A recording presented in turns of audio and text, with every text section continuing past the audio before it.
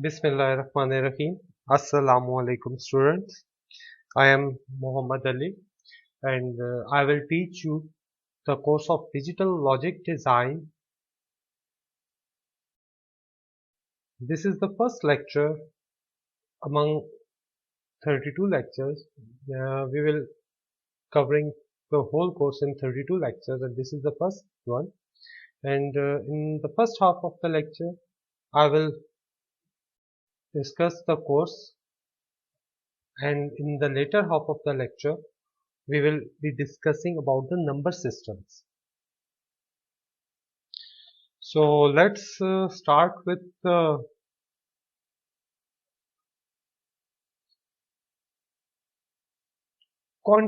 we have two types of quantities, analog and digital. And analog quantities are mostly continuous in nature. For example, intensity of light, temperature, velocity. If you heat a pan of water, the temperature will rise gradually, not suddenly from 0, 10, 20, 30. It will start rising from 0, 1, 2, 3, like this way. So we will get a continuous rise, not discrete rise. Temperature never rises in steps. It rises continuously from 0, 1, 2, 3, 4. On the other hand, digital values are discrete set of values. We can represent continuous signal with these discrete values. So let's have an example.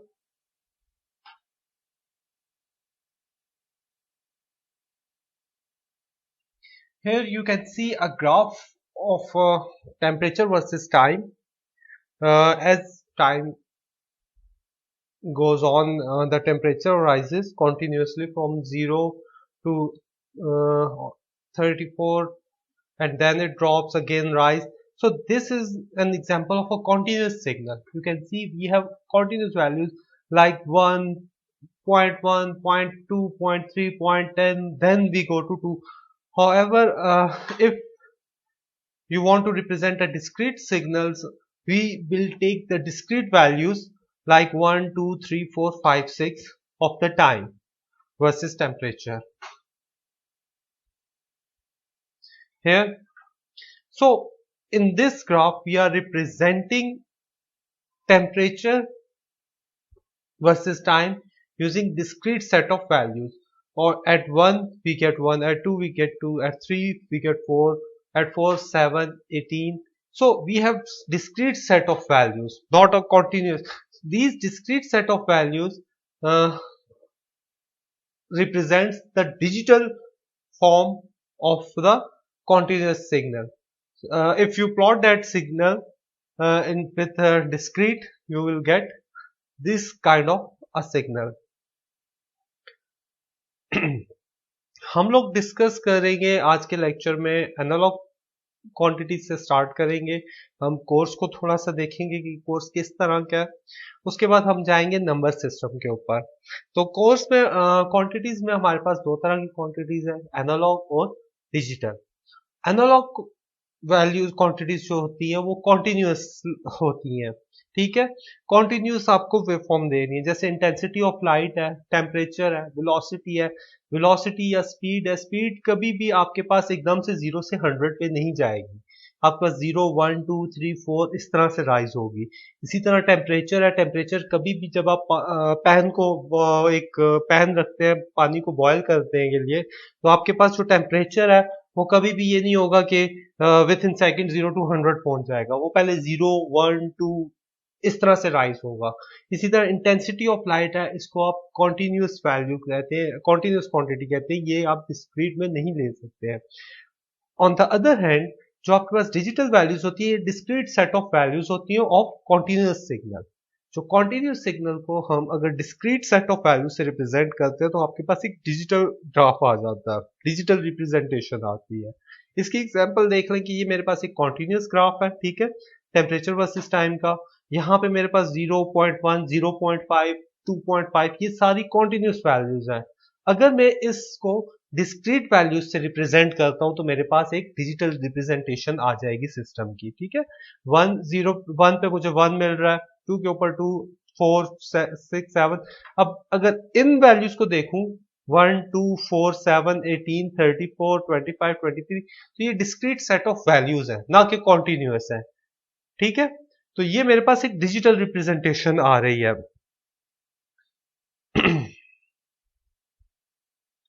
Samples जिस तरह अब यहाँ पे आप देख रहे हैं कि हम लोगों ने इस ग्राफ के 15 सैंपल्स लिए।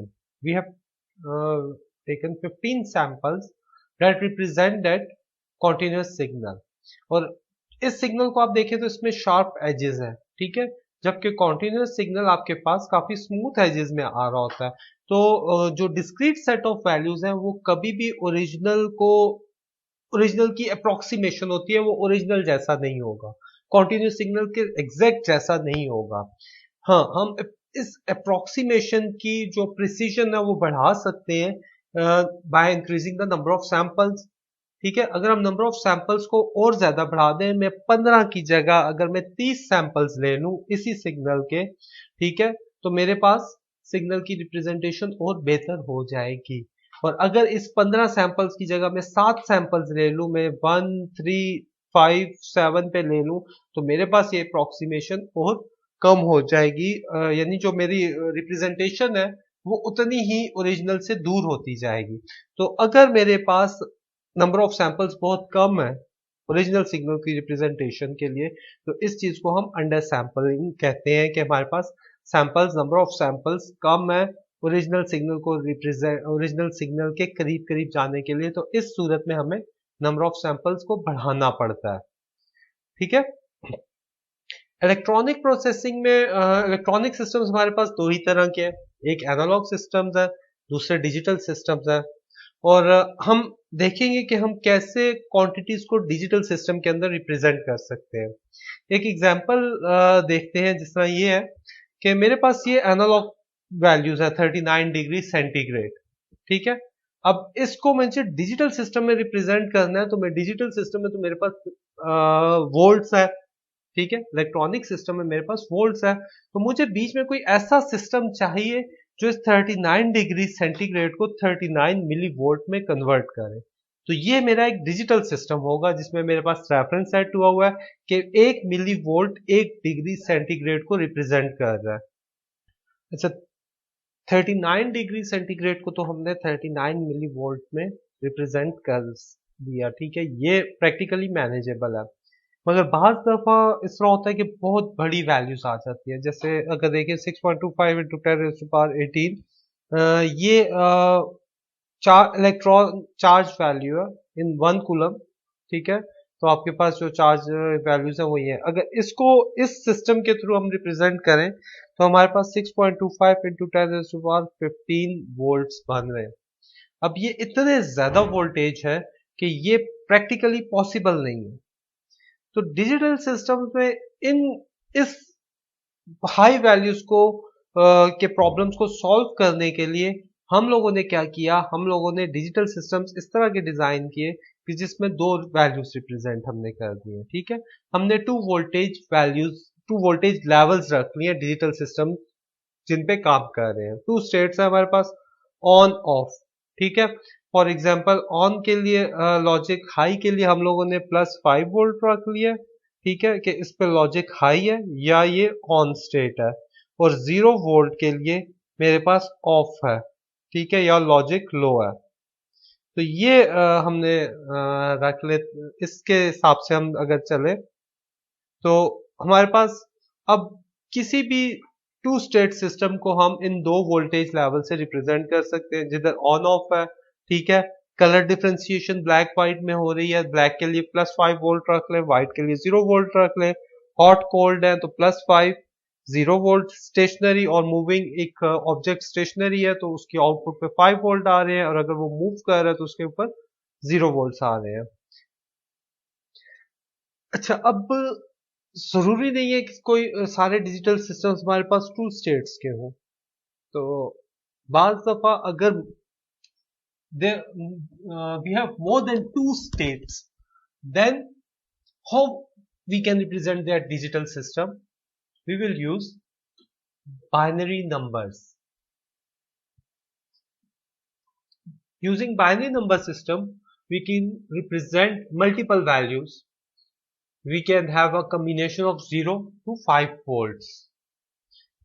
अब अगर मेरे पास एक बिट का सिस्टम है, ठीक है, एक बिट सिस्टम है, तो मैं उसमें मैक्सिमम दो स्टेट्स को रिप्रेजेंट कर सकता हूँ, 0 और 1 को, आइदर ऑन या ऑफ।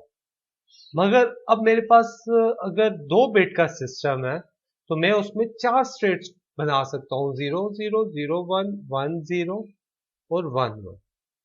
ठीक है, जितने मेरे पास बिट्स ज्यादा होंगे मेरे पास कॉम्बिनेशन उतना बढ़ेगा, और ये कॉम्बिनेशन आपके पास लीनियर नहीं होता बल्कि 2 raised to power n की फॉर्म में होता है, n नंबर ऑफ बिट्स है। ठीक है, अगर मेरे पास दो एक बिट है, ठीक है, n इज इक्वल टू 1 है तो नंबर ऑफ स्टेट्स 2 है, n इज इक्वल टू 2 है तो नंबर ऑफ स्टेट्स 4 है, n इज इक्वल टू 3 है तो नंबर ऑफ स्टेट्स 8 है। इस तरह मैं मल्टीपल वैल्यूज को, डिजिटल सिस्टम की मल्टीपल वैल्यूज को बाइनरी वैल्यूज के साथ रिप्रेजेंट कर सकता हूं। अब देखते हैं कि हमारे पास डिजिटल सिस्टम्स का एडवांटेज क्या है। एनालॉग सिस्टम के ऊपर हमें डिजिटल सिस्टम से क्या क्या एडवांटेजेस मिलते हैं। ठीक है, so let's have a look upon the merits of digital systems. Number 1, efficient processing and data storage. ये हमारे पास डिजिटल सिस्टम का सबसे मेन फायदा है। ठीक है, इसकी सबसे बड़ी एग्जांपल हमारे पास कंप्यूटर सिस्टम्स है, जिसमें डिजिटल डेटा की प्रोसेसिंग और डेटा स्टोरेज आपके सामने है। आज हमारे पास टीबीज ऑफ हार्ड डिस्क अवेलेबल है कि आप डेटा स्टोरेज टीबी टीबीज में कर सकते हैं, और एक छोटी सी डिजिटल ड्राइव है आपके हार्ड ड्राइव है आपके कंप्यूटर सिस्टम में। अगर इसी डेटा को आपको एनालॉग फॉर्म में स्टोर करना पड़े तो आपको एक बहुत बड़ी स्पेस या बहुत बड़ा मीडियम रिक्वायर्ड होगा। एक और एग्जांपल अगर आप देखें, आजकल सीडीज है हमारे पास, MP3s है। ठीक है, एक सीडी के अंदर 70-80 MP3 के गाने या 150 तक MP3 गाने आ जाते हैं, या वीडियो इसी तरह आपके पास एक सीडी के या डीवीडी के अंदर आप मल्टीपल। मगर अगर यही आपको एक एनालॉग में स्टोर करना पड़े, फॉर एग्जांपल कि एक एनालॉग जो कैसेट्स होती थी पहले, अगर उसमें देखा जाए तो आप उसमें मैक्सिमम मेरे ख्याल में 5 से 10 गाने ही आप स्टोर कर सकते थे। तो आप देखो कि डिजिटल डेटा को स्टोरेज में हम लोगों के कितना इजी हो गया, और इस डेटा स्टोरेज को प्रोसेस करने के लिए हमारे पास डिजिटल प्रोसेसर्स हैं कि जो बहुत इसको एफिशिएंटली प्रोसेस कर रहे हैं। तो कंप्यूटर सिस्टम्स तो हर एक के पास है, आपका मोबाइल है, ठीक है, मोबाइल है, डिजिटल डेटा प्रोसेसिंग हो रही है, उसमें डेटा स्टोरेज डिजिटल है। आपके पास एक छोटा सा चिप है, मेमोरी कार्ड है, उसके अंदर आप डिजिटल डेटा स्टोर कर रहे हो। तो जो डिजिटल सिस्टम का सबसे बड़ा और मेन एडवांटेज है वो यही है कि efficient processing and data storage. Next is the efficient and reliable transmission. Digital data को ट्रांसमिट करना आपके पास एफिशिएंट है और रिलायबल है। फॉर एग्जांपल ऑप्टिक फाइबर के अंदर आपके पास डिजिटल डेटा की ट्रांसमिशन हो रही होती है, जो कि एनालॉग डेटा की निस्बतन काफी एफिशिएंट और रिलायबल है। Detection and correction of errors in digital systems are also easy as compared to analog systems. We have error detection algorithms that can detect an error in the coming frame of bits। हम लोग जो frame हमारे पास bits आ रहे होते हैं, हम उसमें error detection algorithm के थ्रू डिटेक्ट कर सकते हैं कि अगर किसी बिट में एरर आया है ड्यू टू नॉइस और due to another source of due to another source, we can easily correct that error. ठीक है, तो डिजिटल डेटा के अंदर detection and correction of errors easy है as compare to analog systems. Precise and accurate reproduction means के हम लोगों के पास जो डिजिटल डेटा है ठीक है, जब आप उसको स्टोर करते हो और वापस उससे ओरिजिनल डेटा रिप्रोड्यूस कर रहे होते हो तो वो बहुत प्रिसाइज और एक्यूरेट रिप्रोडक्शन कर सकता है। फॉर एग्जाम्पल, सीडी के ऊपर जब गाने आपके डिजिटल फॉर्म में स्टोर होते हैं, ठीक है, तो उसको जब आप वापस सुनते हो तो वो बहुत प्रिसाइज और एक्यूरेट रिप्रोडक्शन होती है उसकी। जो साउंड क्वालिटी है या वीडियो की क्वालिटी है वो एनालॉग मीडिया के हिसाब से बहुत हाई क्वालिटी होती है। ठीक है, आप 1080p में स्टोर कर रहे हो तो आप 1080p में ही उसको रिप्रोड्यूस दोबारा देख रहे होगे। ये नहीं है कि 1080p की मैं रिकॉर्डिंग को सेव करूंगा तो मैं वापस देखूंगा तो मेरे पास वो 480p की रिकॉर्डिंग चल रही होगी। जब हम एनालॉग, अब तो नहीं होते, जब पहले एनालॉग कैमरास होते थे जिसमें वीडियो कैसेट्स चलती थी रिकॉर्डिंग के लिए, तो उनकी क्वालिटी इतनी हाई नहीं थी जितनी आजकल के जो डिजिटल कैमरास है उनकी क्वालिटी है। उसकी वजह यही है कि हम लोगों के पास जो रिप्रोडक्शन है वो बहुत प्रिसाइज और एक्यूरेट है। Easy design and implementation, digital system जो है उनको डिजाइन करना और उनको इम्प्लीमेंट करना बहुत इजी है। ठीक है, हम डिजिटल सिस्टम्स को इस कोर्स में डिजाइन भी करेंगे और उनको इम्प्लीमेंट भी करेंगे आप लोग लैब के अंदर, जिस तरह एडर्स वगैरह हैं इस तरह से। तो इनको जब हम डिजाइन करेंगे तो आप देखोगे कि एनालॉग सिस्टम की निस्बतन इनको डिजाइन करना बहुत इजी है। और occupy minimum space, digital systems में हमारे पास आईसीज अवेलेबल है, इंटीग्रेटेड सर्किट्स। तो इंटीग्रेटेड सर्किट्स की वजह से आपके पास जो डिजिटल सिस्टम है वो बहुत कम स्पेस रिक्वायर्ड करते हैं। फॉर एग्जांपल, आपका जो मदरबोर्ड है सिस्टम के अंदर, उसके अंदर देखो तो वो टोटली 1.5 बाई 1.5 या 1 बाई 1 फीट का पूरा मदरबोर्ड होगा जिसके अंदर जितनी जरूरी सर्किटरी है कंप्यूटर सिस्टम के लिए वो उसमें प्रेजेंट होगी। उसमें प्रोसेसर होगा, आपका ऑडियो कार्ड भी है, वीडियो कार्ड भी है, उसके अंदर आपकी रैम भी है, सब है। तो ये सारी चीजें जो अगर आप देखोगे एक डिजिटल सर्किट जो है वो बहुत कम स्पेस रिक्वायर करता है as compare to analog system. जो एनालॉग सिस्टम्स होते थे उनमें हमारे पास वैक्यूम ट्यूब्स होती थी। अब आप देख लें इसकी एक और बड़ी एग्जांपल है एलईडी टीवीज जो है, उनके अंदर डिजिटल सर्किट्स हैं। ठीक है, इससे पहले जो पुराने टीवीज होते थे वो बहुत बड़े बड़े टीवीज होते थे, उनके अंदर वैक्यूम ट्यूब लगी हुई होती थी। वो सिस्टम्स बहुत ज्यादा स्पेस ऑक्युपाई करते थे as compare to digital systems. अब हम देखेंगे कि डिजिटल सिस्टम किस टाइप की इंफॉर्मेशन को प्रोसेस कर सकता है।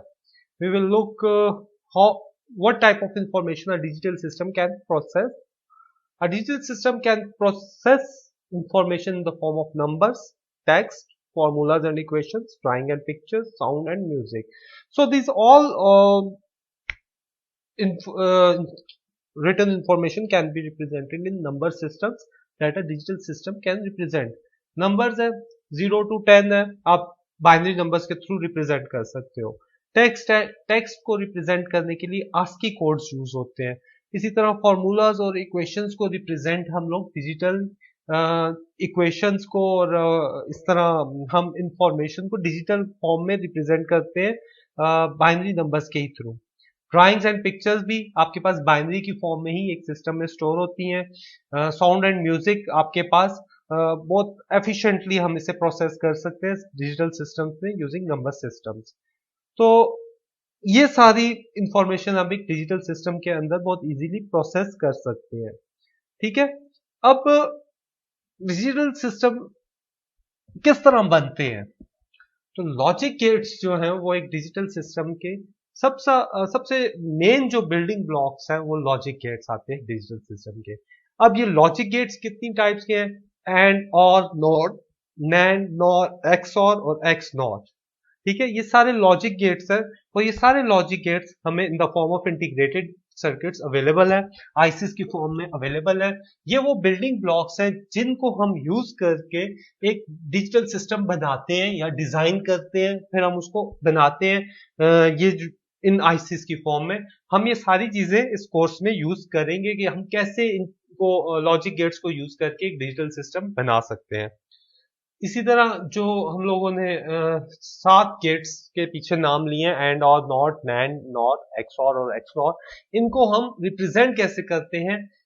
इन के सिंबल्स हैं। अब एंड गेट के लिए ये सिंबल यूज होता है, ठीक है, और गेट के लिए ये वाला सिंबल है, नॉट गेट के लिए हमारे पास ये ट्रायंगल है, इसके आगे नॉट रिप्रेजेंट करता है ये छोटे से सर्कल से। इस छोटे से सर्कल का मतलब है कि ये नॉट रिप्रेजेंट कर रहा है। इसी तरह नैंड गेट है, एंड के ऑपोजिट आ रहा है, नॉर, एक्स और एक्स नॉर। इन सारे गेट्स की डिटेल्स हम बाद में देखेंगे कि ये गेट्स कैसे काम करते हैं ये किस तरह से चल रहे हैं, इनकी डिटेल्स हम बाद में देखेंगे। और ये सारे गेट्स हमारे पास आईसीज की फॉर्म में अवेलेबल है। फॉर एग्जांपल नीचे एक नैंड गेट की आईसी है, ठीक है, ये पिन 1 2 3 4 5 6 7 8 9 10 11 12 13 14 और इस आईसी का नंबर है 7400। हम आईसीज को भी लैब के अंदर देखेंगे, ठीक है, कि एंड गेट की आईसी कौन सी है, और गेट की है, नॉट की कौन सी है, 7400, 7408, 7404, 7432, ये सारे आईसीज के नंबर हैं, ठीक है।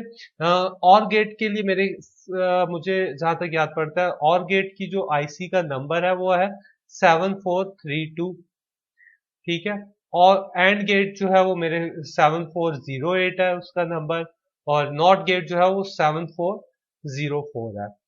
इसी तरह 7400 है।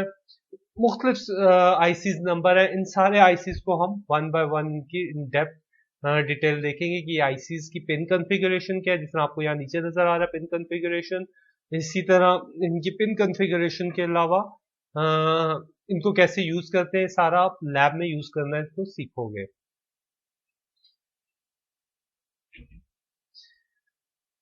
लॉजिक गेट्स अकेले कुछ भी नहीं कर सकते हैं। लॉजिक गेट्स के कॉम्बिनेशन से हम एक डिजिटल सर्किट बनाते हैं, ठीक है। फॉर एग्जांपल एक एडर का कॉम्बिनेशनल सर्किट हम देखते हैं। ये एडर का कॉम्बिनेशनल सर्किट क्या कर रहा है, ये दो बिट्स को आपस में ऐड कर रहा है, ऐड करने के लिए यूज होता है। तो लॉजिक गेट्स अकेले कुछ भी नहीं है, हमें इनको जोड़ना पड़ता है मुख्तलिफ तरीकों से। मुख्तलिफ कम्बिनेशन लॉजिक्स बनाते हैं हम लोग। इस कम्बिनेशन ऑफ लॉजिक गेट्स को हम एक डिजिटल सर्किट कहते हैं, ठीक है। फॉर एग्जांपल ये एक एडर का कम्बिनेशनल सर्किट है। इसमें हमारे पास दो नंबर ऐड हो रहे हैं और हमें आखिर में सम और कैरी मिलता है। हम जस्ट अभी कोर्स का ओवरव्यू देख रहे हैं, इन चीजों को हम one by one in detail discuss करेंगे।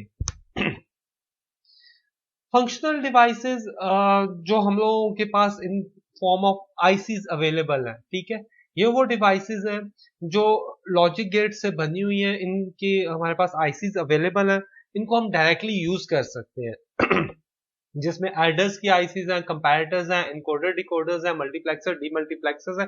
ये सारी वो फंक्शनल डिवाइसेस हैं जो लॉजिक गेट से मिलके बनते हैं और इन फंक्शनल डिवाइसेस को यूज करते हैं हम मुख्तलिफ डिजिटल सर्किट्स बनाने के लिए, अपने हिसाब से डिजाइन करने के लिए। जिस तरह मैं अगर मेरे पास एक 4 बिट के एडर की आईसी और मुझे 8 बिट एडर बनाना है तो मैं दो 4 बिट के एडर्स यूज करूंगा, उनको जोड़ूंगा, उनके बीच में एंड और गेट्स लगेंगे कहीं ना कहीं पे। तो ये सारी चीजें हम आहिस्ता आहिस्ता इस कोर्स में डिस्कस करेंगे। फंक्शनल डिस्कशन के बाद, फंक्शनल डिवाइसेस की डिस्कशन के बाद, कम्बिनेशनल लॉजिक के बाद हम फंक्शनल डिवाइसेस देखेंगे कम्बिनेशनल लॉजिक की। उसके बाद हम सीक्वेंशियल सर्किट्स पे आएंगे जो कि मेमोरी एलिमेंट्स हैं, जहां पे हम लोगों को डेटा वैल्यू स्टोरेज रिक्वायर्ड होती है। हम लोग उसमें मेमोरी एलिमेंट इन्वॉल्व हो जाता है, उसमें स्टेट्स आती हैं, करंट एंड प्रीवियस, फिर फ्लिप फ्लॉप्स आते हैं, फिर काउंटर्स एंड रजिस्टर्स आते हैं। फ्लिप फ्लॉप्स, काउंटर्स और रजिस्टर्स जो है ये फ्लिप फ्लॉप्स की से बनते हैं, ठीक है। ये वन बाय वन हम इस कोर्स में डिस्कस करेंगे कि मेमोरी एलिमेंट सीक्वेंशियल लॉजिक में क्यों जरूरी है। जैसे जैसे हम आगे जाएंगे ये हमारे पास चीजें आएंगी। सीक्वेंशियल सर्किट्स जो होते हैं वो combinational logic plus memory element से मिलके बनते हैं। इनकी इन डेप्थ डिटेल हम देखेंगे। अभी जस्ट एक कोर्स का ओवरव्यू देने के लिए कि आप लोगों को कि इस कोर्स में हम क्या क्या चीजें कवर करने वाले हैं, ये वो ओवरव्यू है, ठीक है। तो कॉम्बिनेशनल में इनपुट होती है, मेमोरी एलिमेंट में कोई वैल्यू स्टोर होती है, उसकी मेमोरी एलिमेंट के वैल्यू के हिसाब से नेक्स्ट स्टेट आपकी निकल रही होती है। तो इस तरह के सर्किट को आप सीक्वेंशियल सर्किट कहते हैं। फिर हमारे पास प्रोग्रामेबल लॉजिक डिवाइसेस है, ठीक है, जिनको हम कॉन्फ़िगर कर सकते हैं अपनी रिक्वायरमेंट के हिसाब से। ये प्रोग्रामेबल लॉजिक डिवाइसेस में कॉम्बिनेशनल सर्किट्स और सीक्वेंशियल सर्किट्स दोनों होते हैं, ठीक है, जिस तरह FPGAs है, ये लो चिप काउंट होती हैं, लोअर कॉस्ट होते हैं और शॉर्ट डेवलपमेंट टाइम। यानी कि एक मेरे पास सर्किट बना हुआ है, उसमें से मैंने अपनी रिक्वायर्ड के कंपोनेंट्स को चूज करके इम्प्लीमेंट कर दिया, बाकी वो तो मेरे पास जो डेवलपमेंट टाइम है वो बहुत शॉर्ट होता है। इनको भी हम लास्ट में देखेंगे। मेमोरीज हमारे पास स्टोरेज है, स्टोरेज में के लिए यूज होती है, किसी भी एलिमेंट को स्टोर करने के लिए आपके पास मेमोरी यूज होती है। मेमोरी में आपके पास रैम आ जाती है, रैंडम एक्सेस मेमोरी, जो कि रीड एंड राइट है और वॉलेटाइल है। रोम है रीड ओनली मेमोरी, जिससे आप सिर्फ रीड कर सकते हो, और नॉन वॉलेटाइल है। रैम के अंदर आपके सिस्टम की जो रैम्स है, जब आप सिस्टम को पावर ऑफ करते हो तो उसकी वैल्यू खत्म हो जाती है, ठीक है, तो वो वॉलेटाइल है। और रोम जो आपके पास सीडी है, वो आपके पास रोम है, सीडी रोम है। तो सीडी रोम में आप अगर पावर ऑफ भी कर दो तो आपके पास वैल्यू सेव रहती है, वो आपके पास नॉन वॉलेटाइल है। हमारे पास non volatile read write memories भी अवेलेबल है, जिस तरह की आपकी हार्ड डिस्क है, हार्ड डिस्क में आप पावर ऑफ भी कर दो, आप उसमें रीड भी कर सकते हो, उसमें आप राइट भी कर सकते हो, पावर ऑफ करो तो उसमें डेटा स्टोर रहता है, ठीक है। A to D and D to A converters, analogue to digital and digital to analogue converters, जहां पे हमें कॉन्टिन्यूस वैल्यूज को एक डिजिटल सिस्टम के अंदर रिप्रेजेंट करना पड़ता है, वहां पे हमें ए टू डी कन्वर्टर्स यूज करने पड़ते हैं। हम एनालॉग से डिजिटल में कन्वर्जन करते हैं, उस डेटा को हम प्रोसेस करते हैं और आउटपुट के ऊपर वापस हमें डिजिटल टू एनालॉग चाहिए होता है, ताकि आपके पास जो आउटपुट आ रही है सिस्टम की, एनालॉग सिस्टम की फॉर्म में हमने देना होता है, तो वो हम इन ए टू डी और डी टू ए कन्वर्टर्स के थ्रू यूज करते हैं। इंडस्ट्रियल कंट्रोल्स एप्लीकेशन में बहुत ज्यादा इंडस्ट्री में ये यूज होते हैं, ए टू डी और D to A converter. For example मैं बोल रहा हूँ माइक के अंदर, तो मेरा ये एनालॉग सिग्नल माइक के थ्रू जा रहा है आपके साउंड कार्ड में, जो कि इसको डिजिटली प्रोसेस कर रहा है, डिजिटली स्टोर कर रहा है, और वापस आपके स्पीकर में अगर आप ये आवाज सुनते हैं तो वापस वो स्पीकर, क्योंकि एनालॉग सिग्नल के ऊपर चल रहा होता है, तो वापस आपका ये साउंड कार्ड उस डिजिटल सिग्नल को एनालॉग में कन्वर्ट करके स्पीकर के ऊपर आउटपुट देगा। तो आपके पास एक डी टू ए कन्वर्टर उसमें यूज हो रहा होगा। डिजिटल इंडस्ट्रियल सिस्टम्स अगर आप देखें, वही कि पहले मुझे जिस तरह मैं एक हीटर कंट्रोल सिस्टम बना रहा हूँ, तो ये मेरे पास एक वेसल है, ठीक है, जिसपे टेम्परेचर राइज हो रहा है। यहाँ पे थर्मोकपल एक सेंसर लगा हुआ है जो मुझे टेम्परेचर राइज का बता रहा है। अब ये थर्मोकपल ये मेरे पास मिली वोल्ट्स के अंदर होगा, ठीक है, किसी बाइनरी फॉर्म में नहीं होगा।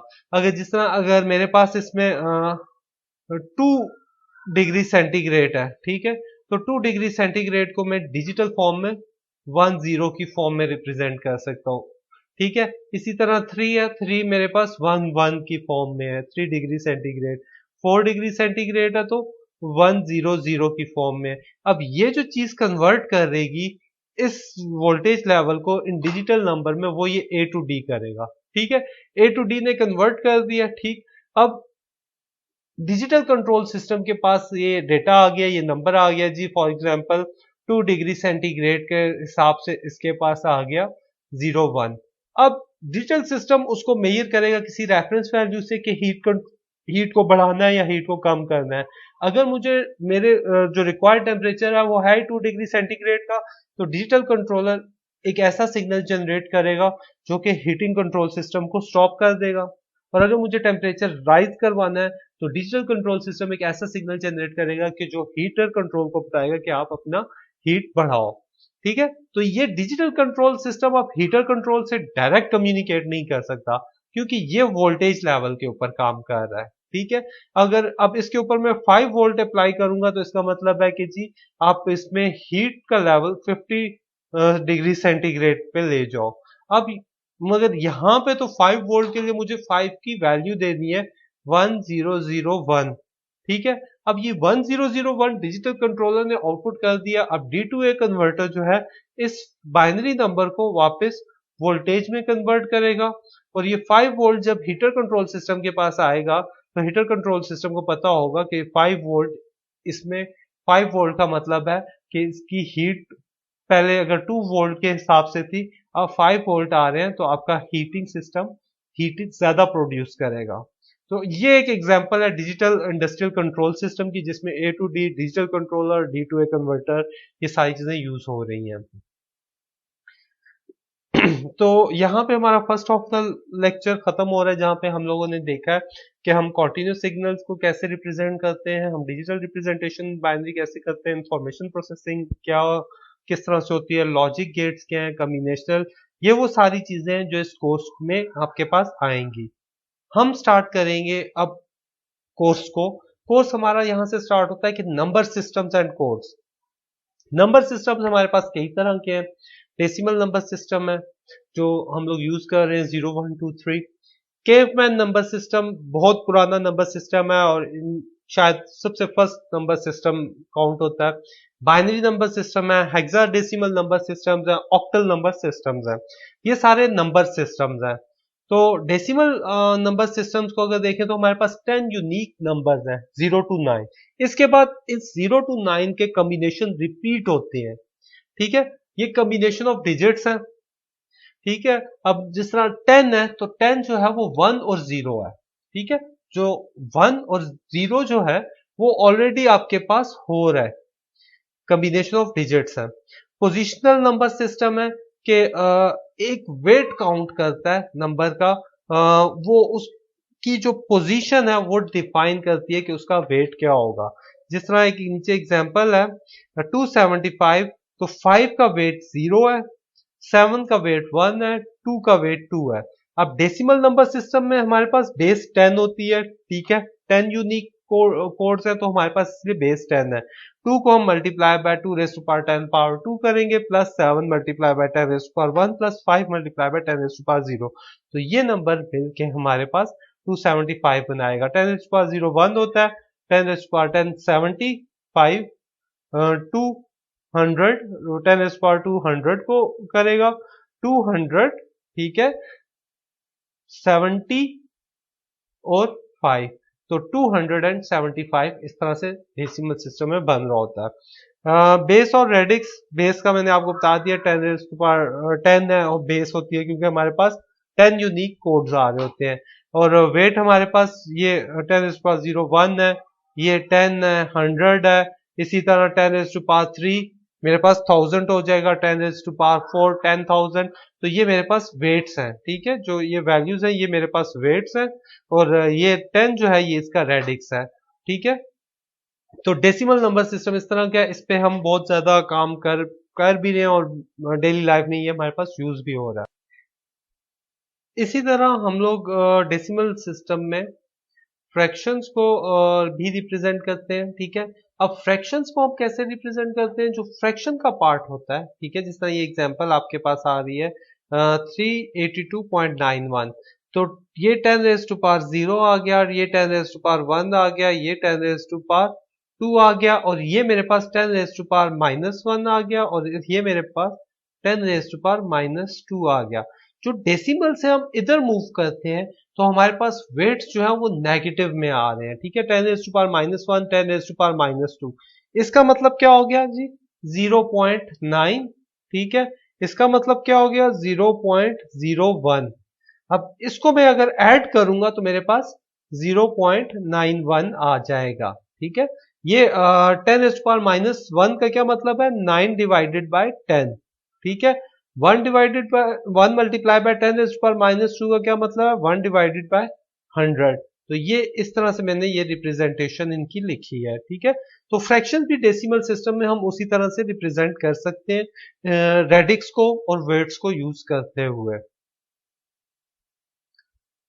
Caveman number system one of the earliest number system था हमारे पास। अब ये जो केवमैन नंबर सिस्टम है, ये नाम से ही पता चल रहा है कि जो अर्ली नंबर सिस्टम, बहुत अर्लियर नंबर सिस्टम है, ठीक है, डेसिमल से पहले, बहुत पहले, आप ये समझ लें जो स्टोन एज का ये नंबर सिस्टम है, ठीक है। ये बेसिकली 5 बेस नंबर सिस्टम है। 5 बेस नंबर सिस्टम का मतलब ये है कि 0 to 4 हमारे पास 4 डिफरेंट पैटर्न रिप्रेजेंट कर रहे थे नंबर्स को, ठीक है, जैसे sigma 0, delta 1 greater than 2, omega 3 और एरो 4 को रिप्रेजेंट कर रहा है, कर करता था, ये तो करता था। तो ये इसका मतलब है कि हमारे पास बेस 5 नंबर सिस्टम था। अगर इसमें एक वैल्यू 220 आप रिप्रेजेंट कर रहे हो जो कि बहुत बड़ी वैल्यूज है, तो आप इन्हीं सिंबल्स के कॉम्बिनेशंस को हिसाब से करोगे। अब इसमें आप देख लें, ठीक है, ये 5 पावर 0 है, ये 5 पावर 1 है, ये 5 पावर 2 है, ये 5 पावर 3 है और ये 5 पावर 4 है। अब मुझे 220 बनाना है, तो मुझे क्या नंबर चाहिए होगा? ठीक है, ये 5 पावर 0, यहाँ पे 5 आ गया, ये 5 पावर 4, ये 5 पावर 3 और ये 5 पावर 2। इन सारे नंबर्स के जब मैं मल्टीप्लाई करके ऐड करूंगा तो मेरे पास 220 बनेगा। इसी नंबर सिस्टम की डेप्थ देखें तो किस तरह से हम नंबर रिप्रेजेंट कर रहे हैं। डेसिमल में 0 है, ठीक है, तो आपके पास ये सिग्मा से रिप्रेजेंट हो रहा है, 1 डेल्टा 2 ये देख चुके हैं। अब 5 रिप्रेजेंट करना है तो डेल्टा सिग्मा आ गया, ठीक है, 10 आ गया। इसी तरह 6 रिप्रेजेंट करना है तो डेल्टा डेल्टा आ गया। अब डेल्टा सारों के साथ ऐड हो रहा है, ठीक है। इसी तरह जब डेल्टा एरो तक पहुंच गया, हाईएस्ट पे पहुंच गया, अब डेल्टा के बाद हमारे पास ग्रेटर देन का सिंबल यूज हो गया। तो केवमैन नंबर सिस्टम इस तरह से आपके पास डेसिमल नंबर्स के ऊपर मैप हो रहा है। Mr. Caveman is using a base 5 number system, thus number in decimal system is 220। Number system कैसे बनता है ये पहले भी मैंने आपको पीछे भी बताया कि मैं इसको 5 पावर 0, 5 पावर 1, 5 पावर 2, 5 पावर 3 से मल्टीप्लाई करूंगा, ठीक है। जो मेरे पास वैल्यूज आ रही है 125, 25, 5 और 1 आ रही है। अब जो ये सिंबल है ये किसको रिप्रेजेंट कर रहा है? ये 0 को, ये 4 को, ये 3 को और ये 1 को। ये वैल्यूज में डाल के इससे कैलकुलेट करूंगा तो मेरे पास 125, 75, 20 और 0 आ जाएगा। इन सारी वैल्यूज को ऐड अप करेंगे तो आपके पास 220 आएगा। तो इस तरह से हम केवमैन नंबर सिस्टम को डेसिमल सिस्टम में कन्वर्ट कर सकते हैं। बाइनरी नंबर सिस्टम में आपके पास दो यूनिक नंबर्स हैं, 0 और 1, बेस 2 है, ठीक है। अब binary digit is a bit, एक बाइनरी डिजिट को हम एक बिट भी कहते हैं और कॉम्बिनेशन ऑफ बिट्स हम यूज करते हैं to represent larger values in binary number system. तो देखते हैं कि अब मल्टीपल कॉम्बिनेशंस को कैसे हम डेसिमल पे मैप करते हैं, ठीक है।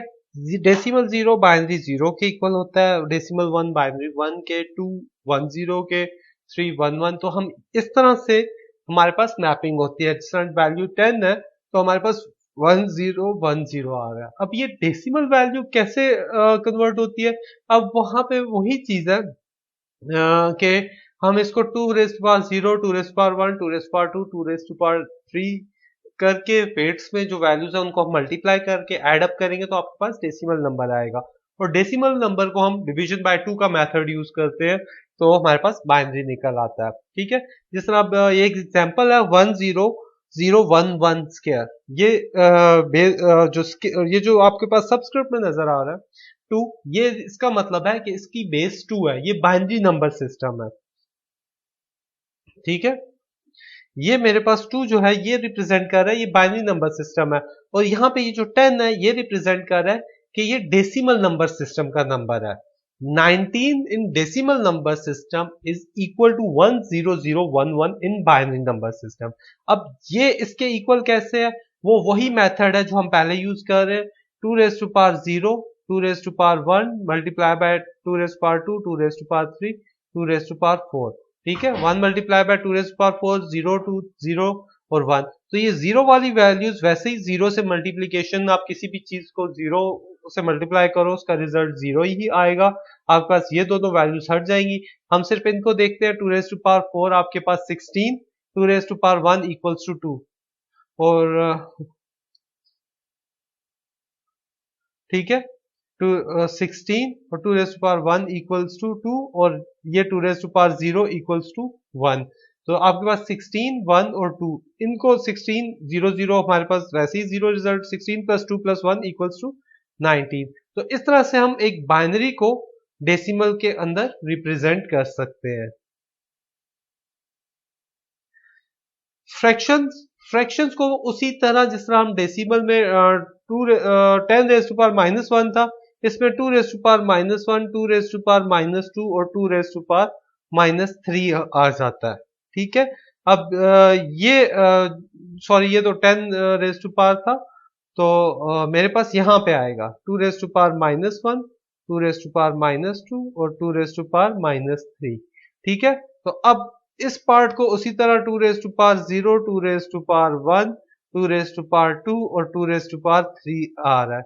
ये वही इसी तरह आ रहा है, 1 multiply by 2 raise power 3 0, 1 multiply by 2, और ये जो फ्रैक्शन वाला पार्ट है वो अब ये 1 multiply by 2 raise to power -1, 0 multiply by 2 raise to power -2 और ये वाला 1 multiply by 2 raise to power -3। तो 1/2, 1/4 और 1/8 बन रहा है। ठीक है, ये हम ऐड करेंगे, ये तो सिंपल आ रहा है। ठीक है, ये जीरो वाली कैंसिल हो जाएगी, 8 प्लस 2 प्लस 1।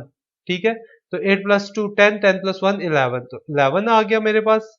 और जो ये वाला पार्ट है 1/2.5, 1/4, ये जीरो से मल्टीप्लाई हो रहा है तो ये जीरो हो जाएगा, 1/8 0.125, तो 0.125 प्लस 0.5 आपके पास 0.625। ठीक है, 0.5 में इस तरह से ये होगा 0.5 और 0.125। तो ये जो डेसिमल है ये आमने सामने आपके पास ऊपर नीचे आ रहा होता है, तो 5 प्लस 1 6 और 2 और 5, तो ये 0.625 इस तरह से आपके पास बन रहा है। तो 11.625 आपके पास फ्रैक्शन के अंदर हमने बाइनरीज को कैसे रिप्रेजेंट किया हुआ है, हमने ये चीज देखी है। Similarly we can do decimal to binary conversion. ठीक है, binary to decimal conversion we have seen sum of weights and adding weights of non zero terms. First हम सम ऑफ वेट्स निकालते हैं। ठीक है, वेट्स का सम निकालते हैं, उन वेट्स को फिर हम आपस में ऐड करके नॉन जीरो टर्म्स को ऐड करते हैं, तो आपके पास एक डेसिमल नंबर आ रहा होता है। डेसिमल टू बाइनरी कन्वर्जन के लिए सम ऑफ वेट इन रिवर्स भी करते हैं और रिपीटेड डिवीजन बाय 2। तो अगर हम सम ऑफ वेट्स देखें, ठीक है, जो कि थोड़ा सा मुश्किल मेथड है, जिस तरह अब 392 है। ठीक है, 392 का वेट हमारे पास 256 आ रहा है, 392 माइनस 256 136 आएगा। अब 136 माइनस 128, ये वेट्स इस तरह से निकले हुए हैं कि आप ठहरे मैं आपको अगर ये आ रहा है 1, 2 raise to power 0, 2 raise to power 2, 2 raise to power 3, 2 raise to power 4, 2 raise to power 5, 2 raise to power 6, 2 raise to power 7, 2 raise to power 8, 2 raise to power 9। ठीक है, और 2 रेज टू पावर 10 करें तो आपके पास 512 बनता है। 512 is much much greater than 392, इसीलिए हम इसको नहीं कर रहे, हम 2 रेज टू पावर 9 तक ही जा रहे हैं। एक तो ये मतलब बन गया कि 392 को रिप्रेजेंट करने के लिए हमें 9 बिट्स रिक्वायर्ड है। ठीक है, 9 बिट्स रिक्वायर्ड है, वो 2 रेज़ पावर 9 आपके पास 256 आ रहा है। ठीक, अब 392 का जो वेट 9 बिट्स का जो वेट है 256 है, 392 में से हम वो 256 माइनस करते हैं, हमारे पास 136 आ गया। जब हमारे पास अगर माइनस हो रहा है, ठीक है, ये बड़ी वैल्यू है, यहां पे छोटी वैल्यू है, तो आउटपुट पे आपने 1 लगा दिया। ठीक, अब 136 बड़ी वैल्यू है, 128 छोटी वैल्यू है, 136 में से 128 को माइनस करेंगे तो 8 आ जाएगा। ठीक है, यहाँ पे हमने 1 लगा लिया। 854 से छोटा है तो हमने 0 लगा दिया। अगेन 832 से छोटा है 0 लगा दिया, 816 से छोटा है 0 लगा दिया, 8 8 बराबर है तो 8 माइनस 8 हो सकता है, 8 माइनस 8 इक्वल टू 0, तो हमने यहाँ पे 0 लिख दिया और यहाँ पे हमने 1 लिख दिया। अगेन सब्ट्रैक्शन हुई है तो हमने 1 कर दिया, ये 0 0 उसी तरह आ जाएगा 4 to 1। ठीक है, तो यहाँ पे हमारे पास 0 0 0 आ रहे हैं। तो हमारे पास अगर अब इसकी बाइनरी देख लें, 1 1 0 0 0 1 0 0 0, ये 392 की बाइनरी है क्या, 1 1 0 0 0 1 0 0 0। तो ये 9 बिट्स बन रहे हैं, 1 2 3 4 5 6 7 8 9। तो ये एक मेथड है सम ऑफ वेट्स वाला, जिससे हम डेसिमल को बाइनरी में कन्वर्ट कर सकते हैं।